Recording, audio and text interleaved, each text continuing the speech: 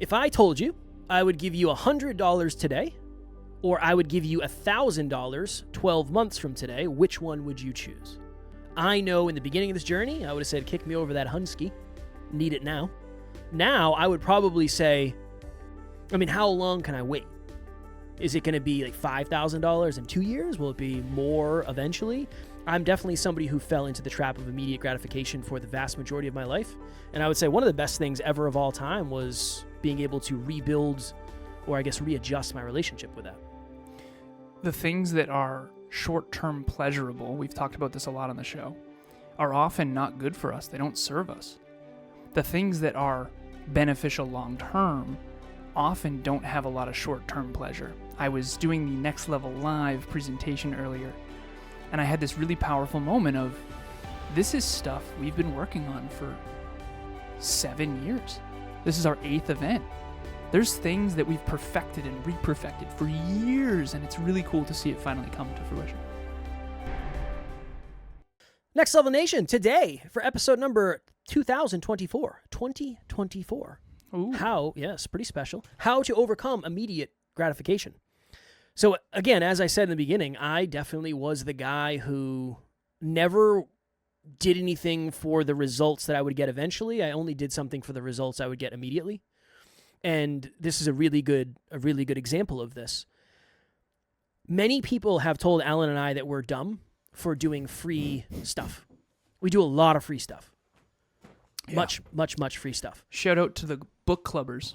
4 years. 20 books. Always new book free. is starting, by the way. The link to register will be in the show notes. We have a new book. Sorry, Kev, to interrupt you. You're good. New book, Reset, by Dan Heath. Very good book. Awesome. I saw that you voted for it as well. Yes. We've been doing book club for 4 years as of last weekend, which is wild, and it's totally free. So join us. Totally free. We do a lot of free stuff. Free speeches, podcast breakthrough sessions, business breakthrough sessions, free presentations at colleges, whatever. And so many people have told us that is dumb. And I think now more than ever, I understand it because I tell that to clients all the time. I had a call with somebody who is in our last group coaching program, and she reached out and said, hey, can we jump on a call? I need a little extra help. I got you. Here's my link. Let's do it.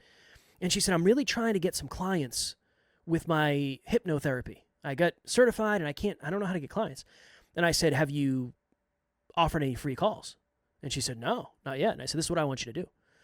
You have guests on your podcast? Yeah. She said, yeah. I said, I want you to message the last 10 guests or the best 10 you think.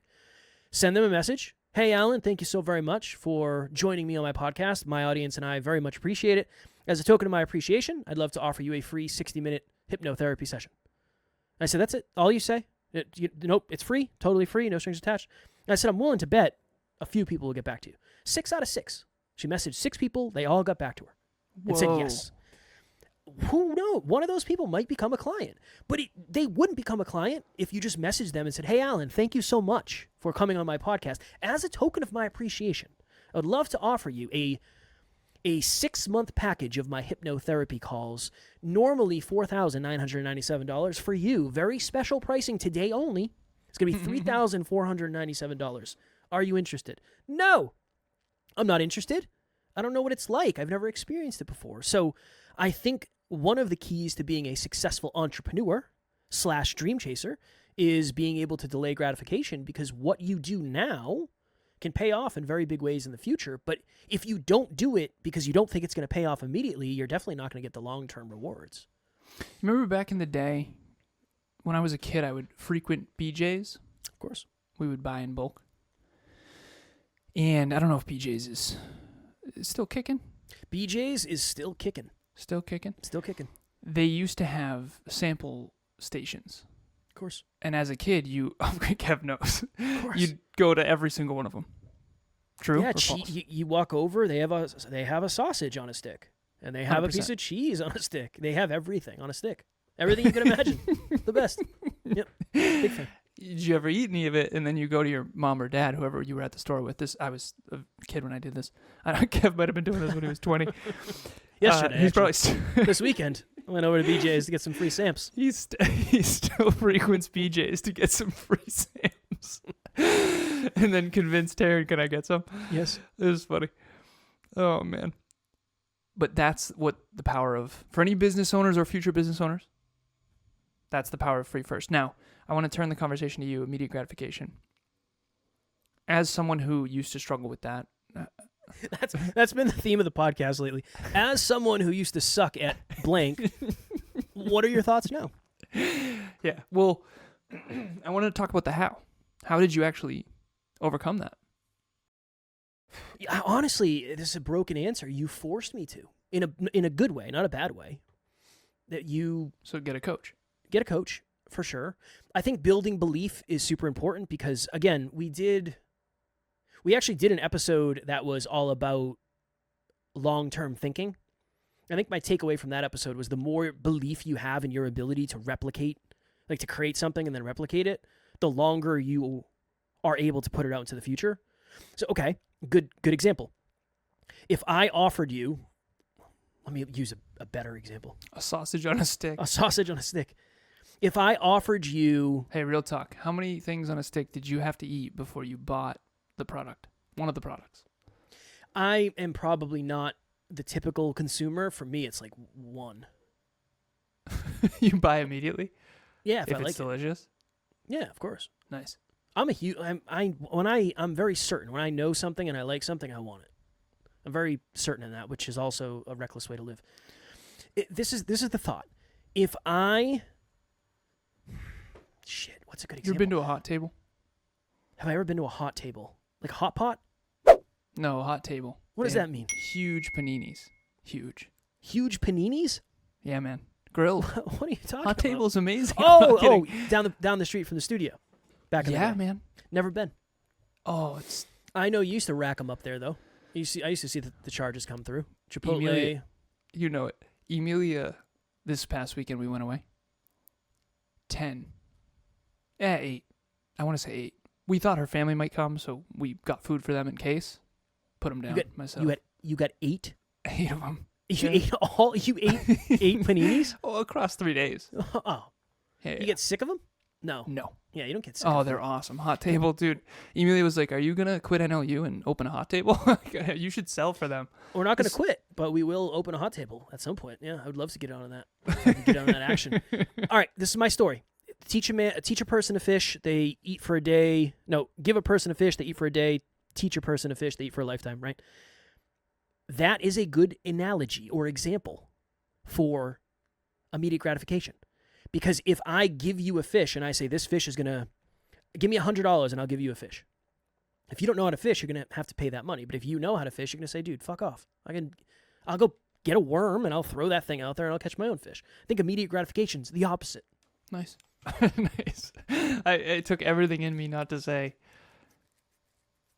give a man a hot table, feed him for to make that reference. Okay. Let me okay you.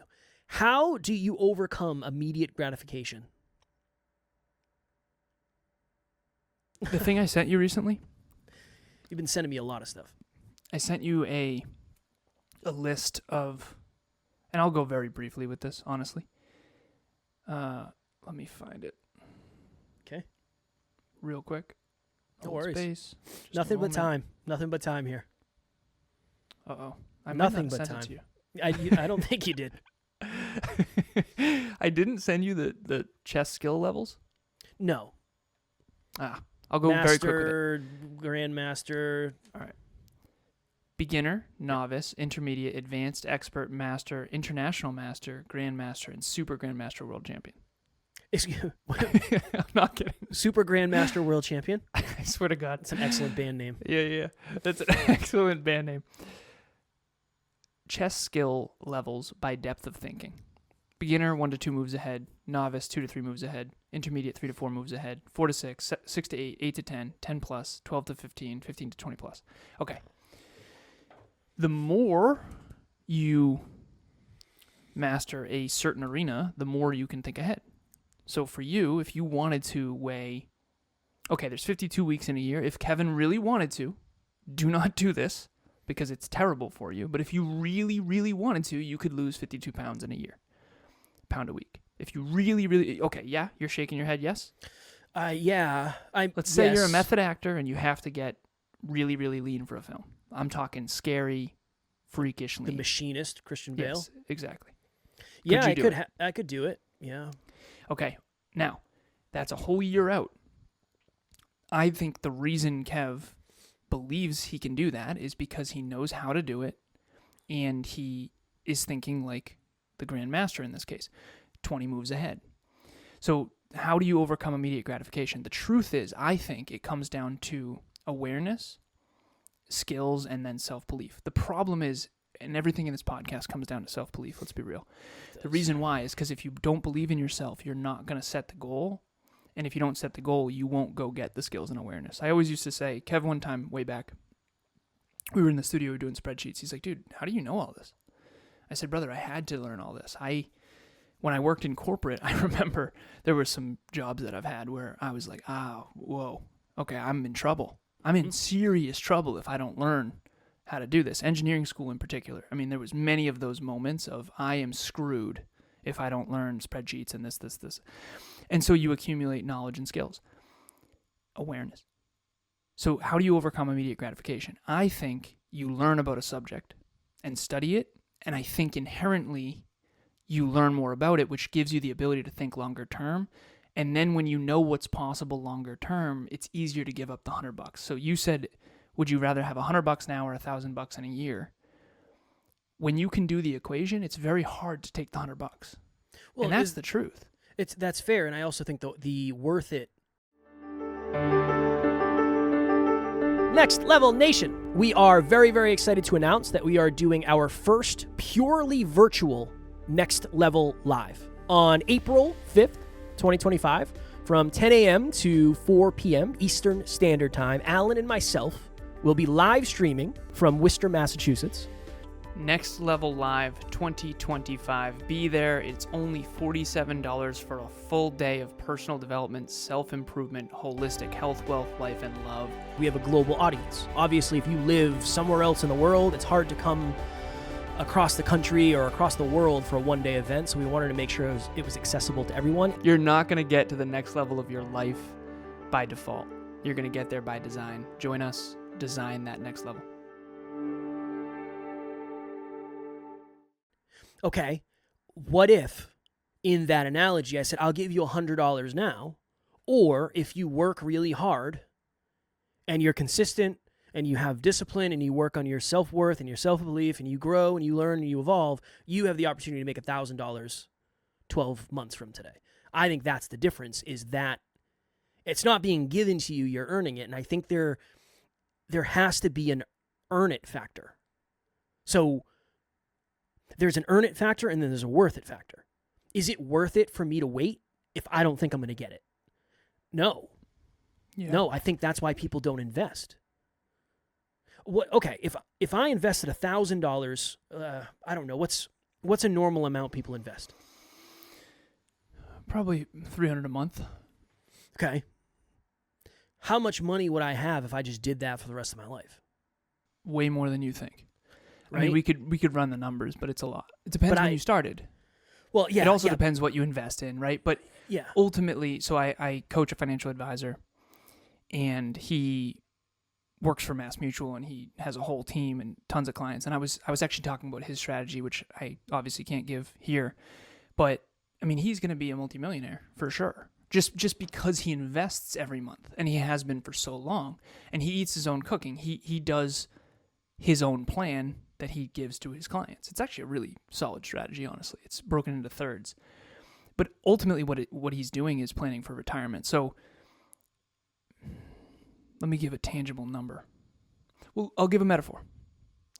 If someone were to start investing when they're 20 into a 401k that grew year over year, and they were consistent, they could stop when they're 40. And if you started at 40 and stayed consistent for the rest of your life, even though the person who started from 20 to 40, you would never catch them. If you did the same amount. Obviously, you could catch them if you changed investments and put more in and blah, blah, blah. But the point is that the earlier you start, the better. And that's the compound effect. And I wanted to share this as well. We used to talk about this a lot. Now I realize that I was terrible at explaining it. When I used to say this, Kev, 80% of the results come in the last 20% of the journey. What did you used to think versus what you think now? I used to think it was dumb as shit. Okay, perfect. And I still think it's dumb as shit.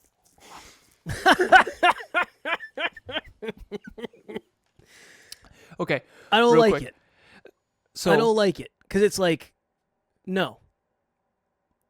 No. Not with Okay. everything. hold on. Sorry. Apologize for cursing. I started my own company 10 years ago. Yeah. Alan Lazarus LLC, what you'll never learn in school but desperately need to know. This is before Kevin and I partnered up. In the good old days, I'm kidding. I have for sure achieved 80% of the success in the last 2 years. For sure. Financially. The only thing I can't say that about is fitness. Well, that's why I don't think it's everything. Right?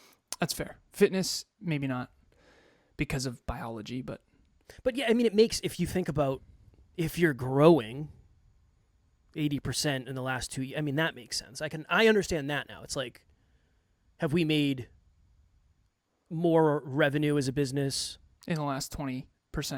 Yeah, for sure. Than the entire rest combined. Yes. That makes sense to me now. But you used to say like, well, dude, on coaching calls, the breakthrough always comes in the last 20%. It's like, dude, I Yeah. think you're just saying that so you can be late. I think you're Seriously? just saying that so you can be late. No. You and I had half the Son? reason we have to go. This half has the become our reason. life. Yeah, half the reason why you and I, we probably should stop doing this because I think it probably is a credit hit. But Kevin and I had a business mastermind right before this. We did. And the reason why we talk so much and so long is because most of the breakthroughs come at the tail end. I had a flow session earlier where I did 4 straight hours for Next Level Live, 3 or 4. And it's, again, good, great flow. For me, that's really good because I don't get that kind of time anymore because I'm doing a lot of front-facing stuff, and I'm grateful for that.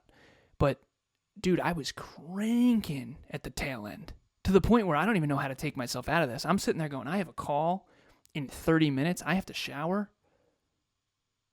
I am fucked. I'm joking. I made it. It was great.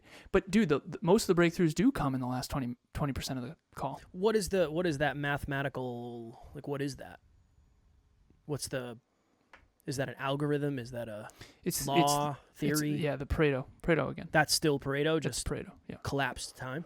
Will Fredo was onto something. Him and his peas, man. Dude. Hanging out in the garden with your peas, just creating science. It's wild. What's your takeaway, sir? Things got quiet and awkward here. My takeaway. Okay. Actually, before the takeaway, can you give me a tangible, because I interrupted you and then you interrupted me a bunch. I want to make sure I interrupted you a bunch first. What are the steps? Give me 3 steps on how to overcome immediate gratification. Number 1 is study the thing you want to succeed at. Okay. When you study it, you'll learn how to play more long-term, and you'll see what's possible. And then when you see what's possible, it'll be harder for you to take the short-term over the long-term. One of the reasons why I'm convinced, one of the reasons most people don't invest is because they aren't actually aware of the downside. I remember I showed you, we lost a client, and this was years ago, and I showed Kev how many millions we lost. Future millions.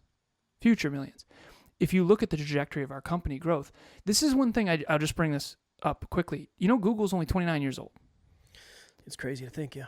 Okay, well, Google got really, really, really freaking big in the last 10 years. No one even knew Google for the first 6 to 8. Right? So when you realize that, and again, Google is a metaphor I think everyone can relate to because they all remember. But number 1, you got to study it so you can think long term. Number 2 is you got to set a goal that requires you not to take the quick fix. Yeah. Your goals need to require you to not take the quick fix. That's why fitness shows or marathons or weddings. You have a bachelor party or a wedding coming up? I have a bachelor party and 3 weddings this year. Okay, so you're going to make sure you're in shape. So when you want to eat hot table or whatever it is, you won't take the quick fix because you have necessity not to, because you don't want to look like shit at those. And again, Yeah, no, it's accurate. You're trading in moments.